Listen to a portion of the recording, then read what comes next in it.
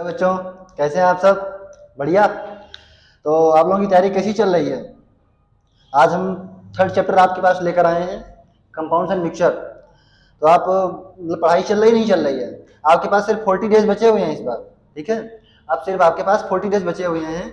इसमें आपको कैसे क्या करना है, कैसे आपको यहाँ पर चक्रव्यूह रच के कि किस टाइप से आपका पूरा सिलेबस कवर हो जाए।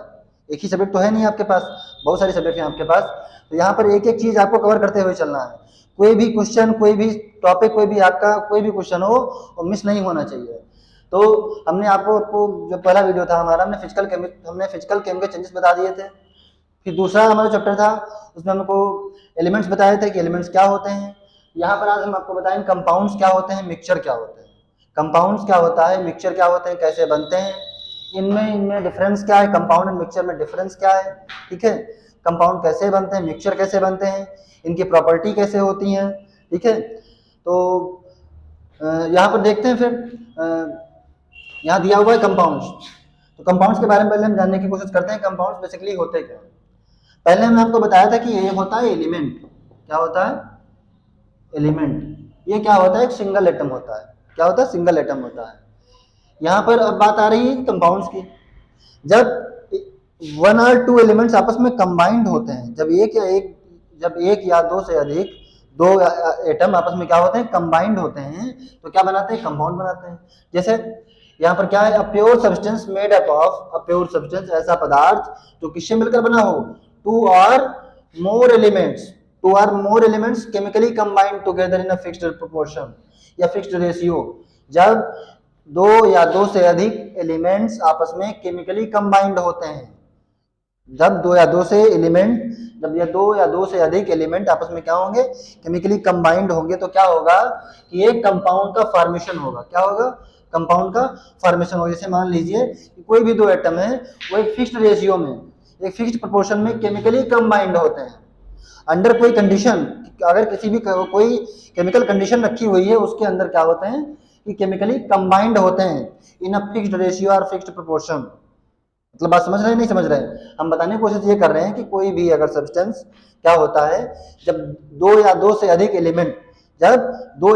अधिक एलिमेंट आपस में केमिकली कंबाइंड होंगे, क्या होंगे? केमिकली कंबाइंड होंगे। किसमें? इन अ फिक्स्ड रेशियो या फिक्स्ड प्रोपोर्शन, अंडर कंडीशन, कोई भी condition, high temperature, high pressure, कुछ भी ले सकते हैं। तो वहां पर अगर वहां पर क्या होगा? कोई भी एलिमेंट्स आपस में दो या दो से अधिक केमिकली कंबाइंड होंगे, तो किसका फॉर्मेशन होगा? कंपाउंड का फॉर्मेशन होगा। बात समझ में आई? नहीं समझ में आई? फिर से देखिए कि जब दो या दो से अधिक एलिमेंट आपस में कंबाइंड होते हैं तो कंपाउंड बनता है। क्या बनता है? कंपाउंड बनता है। फिर देख लीजिए, जब दो या दो से अधिक एलिमेंट आपस में क्या होंगे? केमिकली कंबाइंड होंगे। क्या होंगे? केमिकली कंबाइंड होंगे, तो क्या बनेगा? कंपाउंड बनेगा। जैसे एग्जांपल हमने बताया, एग्जांपल यहाँ पे दिया हुआ है कैल्शियम कार्बोनेट। क्या दिया हुआ है? Calcium carbonate. इसका फार्मूला क्या होता है? CaCO3, कैल्शियम कार्बोनेट, ठीक है? तो कैल्शियम और कार्बोनेट आयन जो है यहाँ पर क्या है? एक फिक्स्ड रेशियो में कंबाइंड हुए हैं, केमिकली कंबाइंड हुए हैं, तब जाके फॉर्मेशन हुआ कैल्शियम कार्बोनेट का। यहाँ पर शुगर मतलब सुक्रोज, जैसे ग्लूकोज फ्रक्टोज है, तो कार्बोहाइड्रेट्स हमारे आते हैं। शुगर जैसे चीनी होती है ना, जैसे यहाँ फार्मूला होता है सुक्रोज का C12H22O11। ये क्या है? सुक्रोज है। ये क्या है? सुक्रोज है। यहाँ पर इसका जो फॉर्मेशन होता है जब ग्लूकोज फ्रक्टोज यूनिट्स आपस में क्या होंगे? केमिकली कंबाइंड होंगे, ठीक है? यहाँ पर कार्बन, हाइड्रोजन और ऑक्सीजन, तीन एलिमेंट आपस में क्या हुए हैं? केमिकली कंबाइंड हुए हैं। क्या हुए? केमिकली कंबाइंड हुए हैं, तो क्या बना? शुगर बना। क्या बना? शुगर बना। यहाँ देखिए कॉमन सॉल्ट जैसे NaCl है। क्या है? NaCl जो एडिबल होता है, NaCl ले लीजिए। सोडियम क्लोराइड, Na, ये क्या है? Sodium atom. ये क्या है? Cl, ये हमारा सोडियम एलिमेंट है। ये क्या है? क्लोरीन। ये जब दोनों आपस में कंबाइंड होंगे, केमिकली कंबाइंड होंगे, तो क्या बनेगा? NaCl बनेगा, ठीक है? ये जो रिएक्शन होती है, Na प्लस होता है, Cl माइनस होता है, ये रिएक्शन होती है इरिवर्सिबल होती है। ये केमिकली क्या होगा? जो कंपाउंड होते हैं ये, अगर ये मतलब फर्दर सेपरेट भी हो सकते हैं। अगर इसको हम डिसोसिएट करना चाहें तो डिसोसिएट भी हो जाएगा, Na plus Cl minus ion. जब इसको वाटर में डिसॉल्व करेंगे तो Na plus Cl minus ion जो है वो सेपरेट हो जाते हैं। तो कोई भी हमारा जो कंपाउंड्स हैं वो सेपरेट हो सकते हैं। हमने अदर एग्जांपल लिखा है, is a water, hydrogen and oxygen chemically combined in ratio 1:8। 1:8 में हाइड्रोजन और ऑक्सीजन कंबाइंड होते हैं, तब क्या होता है, H2O का फॉर्मेशन होता है। किसका फॉर्मेशन होता है, H2O। उसको क्या बोलते हैं, पानी, जल, ठीक है, पानी जो वाटर मॉलिक्यूल है उसका, वाटर कंपाउंड्स का जो हमारा H2O कंपाउंड है वो बनता है इन अ हाई टेम्परेचर। क्या है, जैसे देख लीजिए यहाँ पर H2 और O2, देख लीजिए कि हम क्या बताना चाह रहे हैं आपको। यहाँ पर आप नोट कर लीजिए पहले, फिर हम देखते हैं। जैसे H2 plus O2, H2 plus O2, 2H2O ले लिया, 2H2, इसको हमने इसको क्या किया, हाई टेम्परेचर पे, हाई टेम्परेचर पे क्या किया हमने, इसको हीट करा H2 एंड O2 को, तो क्या बना 2H2O। क्या बना 2H2O। यहाँ पर वाटर मॉलिक्यूल बन गया, ठीक है, तो वाटर मॉलिक्यूल यहाँ पर बन गया। अब देखिए कि हमने जब हाइड्रोजन और ऑक्सीजन को केमिकली कंबाइंड किया अंडर हाई टेम्परेचर पे केमिकली कंबाइंड करा, तो क्या हुआ, वाटर, यहाँ वाटर फॉर्मेशन हुआ, मतलब एक कंपाउंड बना, नहीं बना। तो इसी तरह कोई भी एलिमेंट दो या दो से अधिक आपस में जब केमिकली कंबाइंड होंगे under any condition, high temperature high pressure, तो क्या, तो यहाँ पर क्या बनेगा, कंपाउंड्स बनेगा। उसको क्या बोलते हैं, कंपाउंड्स बोलते हैं, ठीक है।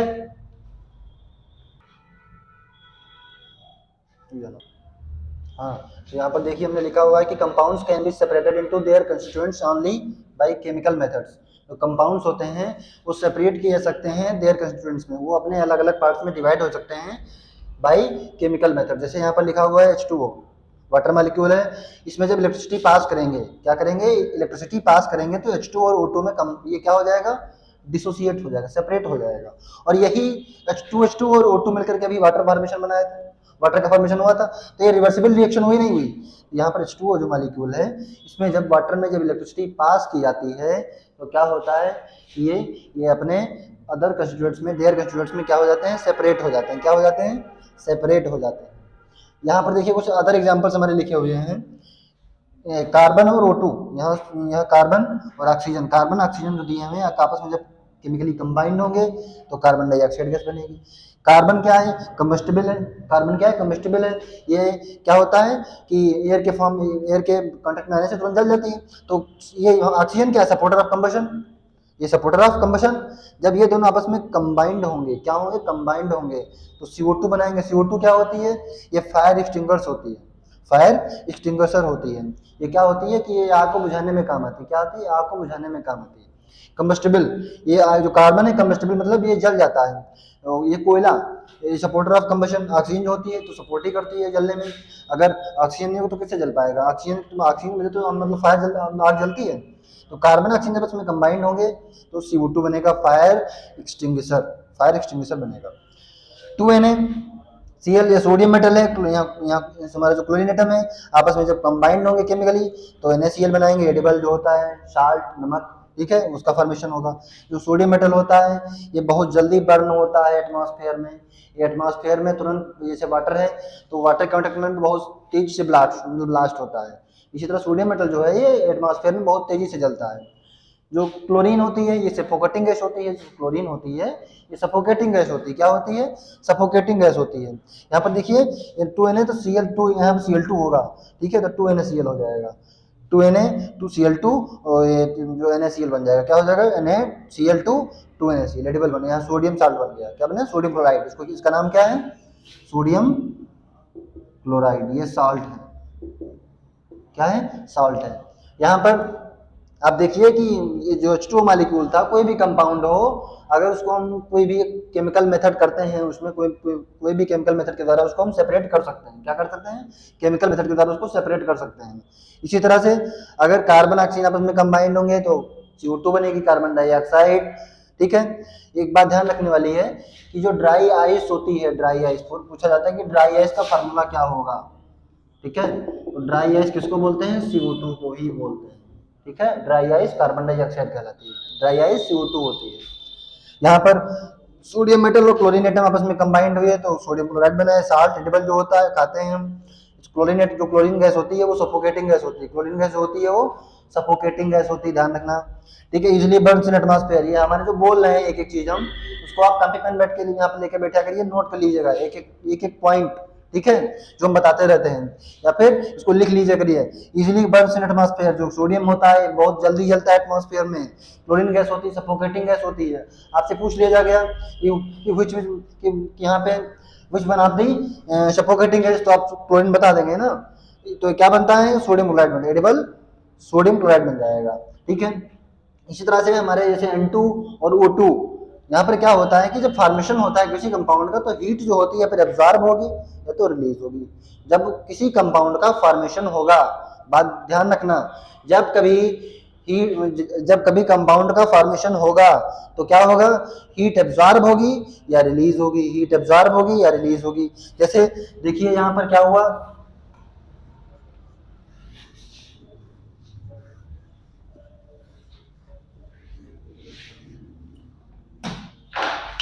यहाँ पर क्या हुआ देखिए कि N2 प्लस O2,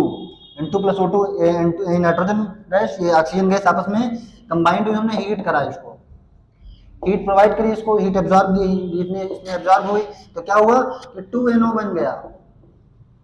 ठीक है, नाइट्रोजन ऑक्साइड बन गया, यहाँ पर देखिए नाइट्रोजन का ऑक्साइड बन गया, मतलब एक कंपाउंड बन गया। क्या बन गया, कंपाउंड बन गया। N2 plus O2 chemically combined in the presence of heat, तो नाइट्रोजन का ऑक्साइड बन गया। ठीक है, इसी तरह से जब N2 plus 3H2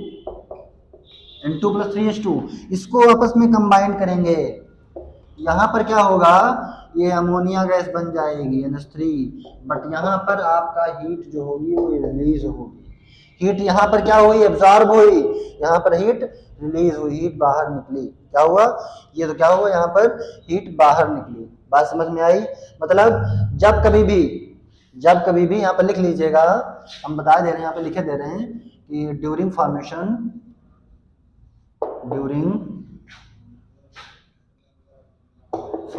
of compound heat absorb और रिलीज, हीट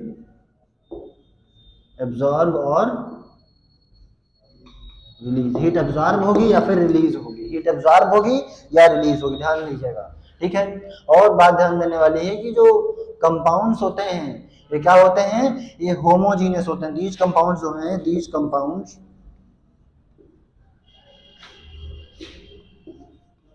कंपाउंड्स आर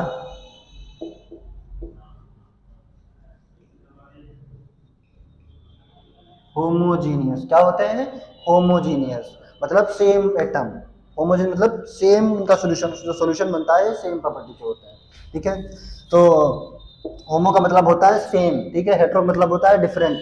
यहाँ पर हम चर्चा करेंगे जो कंपाउंड्स होते हैं क्या होते हैं, होमोजीनियस एंड हेट्रोजीनियस, दो वर्ड हैं। यहाँ पर हम बाद में चर्चा करते हैं कि होमोजीनियस वर्ड क्या होता है, हेट्रोजीनियस वर्ड क्या होता है। तो ये बात समझ में आई, कंपाउंड्स क्या होते हैं। ठीक है, कंपाउंड्स का फॉर्मेशन कैसे होता है, कंपाउंड सेपरेट कैसे होते हैं, ठीक है, और क्या क्या इसमें केमिकल चेंजेस हो सकते हैं, मतलब कब ये यहाँ पर कब हीट एब्जॉर्ब होगी, कब हीट रिलीज होगी। यहाँ पर N2 प्लस 3H2 ये क्या हुई, केमिकली कंबाइंड हुई, तो यहाँ पर हीट क्या हुई, रिलीज हुई। यहाँ पर N2 प्लस O2 हीट इन्होंने एब्जॉर्ब किया, हीट क्या हुई, एब्जॉर्ब हुई, तो यहाँ पर नाइट्रोजन ऑक्साइड बन गया। ठीक है, ये बात समझ में आई। ठीक है, और ध्यान देना कि हीट एब्जॉर्ब होगी या फिर रिलीज होगी, और जो ये कंपाउंड्स हैं, जो कंपाउंड्स हमने बनाए हैं, ये सब क्या है, होमोजीनियस है। क्या है, होमोजीनियस है। ठीक है, हाँ देखिए यहाँ पर होमोजीनियस और हेट्रोजीनियस वर्ड क्या है, होमोजीनियस मिक्सचर क्या होता है, हेट्रोजीनियस मिक्सचर क्या होता है। तो देखिए कि जो होमोजीनियस होता है, मतलब जब कोई कंपोनेंट्स आपस में क्या होंगे, सेम रेशियो में कंबाइंड होंगे। जब कंपोनेंट्स आपस में सेम रेशियो में कंबाइंड होंगे तो क्या होगा, होमोजीनियस। अगर डिफरेंट रेशियो में, अलग अलग रेशियो में क्या होंगे, कंबाइंड होंगे, मतलब अलग अलग घटकों में अगर यहाँ पे कंबाइंड होंगे, अलग अलग यहाँ समान घटकों में अगर तो कंबाइंड होंगे, जुड़ेंगे एक साथ, तो होमोजीनियस। अलग अलग कंबाइंड होंगे तो हेट्रोजीनियस। होमो का मतलब सेम, समान, ठीक है, हेट्रो का मतलब डिफरेंट से है, अलग अलग। ठीक है, तो जैसे यहाँ पर एक से एग्जांपल है, जैसे सॉल्यूशन ऑफ कॉपर सल्फेट का घोल, ठीक है, कॉपर सल्फेट का घोल है, ठीक है, सोडा वाटर है, चीनी, जैसे जो चीनी है, चीनी का घोल है, नमक का पानी में घोल है, ठीक है, जैसे शराब होती है ना, दारू, उसको हम पानी में घोलते हैं वो भी एक क्या है, होमोजेनियस मिक्सचर है, ठीक है। और petrol and oil, petrol and oil क्या है, एक पेट्रोल एंड ऑयल ये क्या है, एक होमोजेनियस मिक्सचर है। Alcohol and water, alcohol and water, ठीक है। और sugar and water, sugar and water ये क्या है, सेम रेशियो में जब कंबाइन होगा तो होमोजेनियस मिक्सचर हो जाएगा। हेटेरोजेनियस मिक्सचर में क्या हो जाएगा कि इसमें जैसे सैंड है, सैंड एंड वाटर है, अगर बालू को हम पानी में डिजॉल्व करें तो ये कंबाइंड हो जाएगा, नहीं कंबाइंड, इसको अलग अलग दिखेगा कि हाँ बालू इसमें है, पानी में बालू है, सैंड दिख रही है, तो ये डिफरेंट रेशियो में होगा, ये क्या होंगे, कंबाइंड रेशियो में होंगे, ठीक है। यही इन दोनों में डिफरेंस है कि होमोजेनियस वर्ड क्या होता है, हेटेरोजेनियस वर्ड क्या होता है। जब दो घटक समान होंगे आपस में कंबाइंड होंगे तो होमोजेनियस, अगर दो अलग अलग कंपोनेंट्स आपस में कंबाइंड होंगे तो हेटेरोजेनियस। बात समझ में आई। इसी तरह से जब हमने बताया कंपाउंड्स होते हैं जब सेम मॉलिक्यूल्स आपस में कंबाइंड, सेम मॉलिक्यूल्स या डिफरेंट एटम्स आपस में क्या होंगे, कंबाइंड होंगे, तो क्या होगा, कंपाउंड बनेगा। जब दो या दो से अधिक एटम या एलिमेंट आपस में केमिकली कंबाइंड होंगे अंडर एनी कंडीशन तो क्या होगा कि होमोजेनियस, यहाँ पर क्या होगा, कंपाउंड्स का फॉर्मेशन होगा, क्या होगा, कंपाउंड्स का फॉर्मेशन होगा, ठीक है। तो हमने होमोजेनियस हेटेरोजेनियस बताया और कंपाउंड्स में क्या बताया कि इसकी प्रॉपर्टी कैसी होती है। कंपाउंड्स हमारे क्या होते हैं, होमोजेनियस होते हैं या हेटेरोजेनियस होते हैं, अभी हमने बताया कंपाउंड्स क्या होते हैं, होमोजेनियस होते हैं, ध्यान रखना कंपाउंड्स हमेशा होमोजेनियस के होंगे, ठीक है। और दूसरी बात ये जो कंपाउंड्स हमने कुछ एग्जांपल बताया कि किस यहाँ पर कब होगा, कंपाउंड जब फॉर्मेशन होगा तो हीट या तो एब्जॉर्ब होगी या क्या होगा, हीट एब्जॉर्ब होगी या फिर हीट रिलीज होगी, ध्यान रखना, हीट एब्जॉर्ब होगी, हीट एब्जॉर्ब होगी या क्या होगी, रिलीज होगी, ध्यान रखने वाली बात यह है। जैसे अमोनिया फॉर्मेशन है तो उसमें हीट रिलीज होती है और नाइट्रोजन का ऑक्साइड हमने बनाया अभी तो क्या हुआ, हीट एब्जॉर्ब की थी तब नाइट्रोजन का ऑक्साइड बना था वहां पे, ठीक है। तो बात समझ में आई। तो आप लोग क्या करिएगा कि जो हम पढ़ाते रहते हैं उसको एक बार फिर से रिवाइज कर लीजिएगा, ठीक है। जो हम लिखवाते हैं इसको कॉपी पे नोट कर लीजिए करिए, ठीक है, क्योंकि इसमें से क्वेश्चन बहुत सारे पुटअप किए सकते हैं, ठीक है। पिछली बार भी बहुत सारे क्वेश्चन इस चैप्टर से आए थे, एलिमेंट्स कंपाउंड से एक इसमें से क्वेश्चन आए थे कि यहाँ कंपाउंड्स कौन सा कंपाउंड है, होमोजीनियस है कौन सा हेटेरोजीनियस है, तो उसको आपको पहचानना है कि कौन सा कंपाउंड हमारा होमोजीनियस हेटेरोजीनियस है, ठीक है, कौन सा मिक्सचर है, होमोजीनियस है हेटेरोजीनियस है, ये सब आपको इसमें देखना है। हमने एलिमेंट भी पढ़ाया आपको, एलिमेंट में भी देखना है कि कौन सा एलिमेंट किस प्रॉपर्टी का है, कौन सा है किस ब्लॉक का है, ठीक है। तो ये सब यहाँ पर आपको चर्चा करनी है, ठीक है, देखना है और आप पढ़ते रहिए इसी तरह, ठीक है। आपके पास बहुत कम समय बचा हुआ है, सिर्फ 40 दिन आपके पास सिर्फ बचे हुए हैं, ठीक है। आप लोग तन मन धन से बिल्कुल इसी पे लग जाइए कि हाँ हर हालत में इस एग्जाम को आपको क्रैक करना है, इस एग्जाम को अपन में हर हालत में क्रैक करना है, किसी भी हालत में, ठीक है। आप चाहे जो चक्रव्यूह रचिए, किस हम जुगाड़ से किस तरीके से हम इसको एग्जाम को क्रैक करें, ठीक है। एक एक टॉपिक एक एक क्वेश्चन आप बार बार रिवाइज करिए, ठीक है, उसको पढ़िए, ध्यान दीजिए, ध्यान से पढ़िए, दिमाग में बसाए रखिए ये चीज इंपॉर्टेंट है, आ सकती है, ठीक है, तभी आपका एग्जाम क्रैक होगा।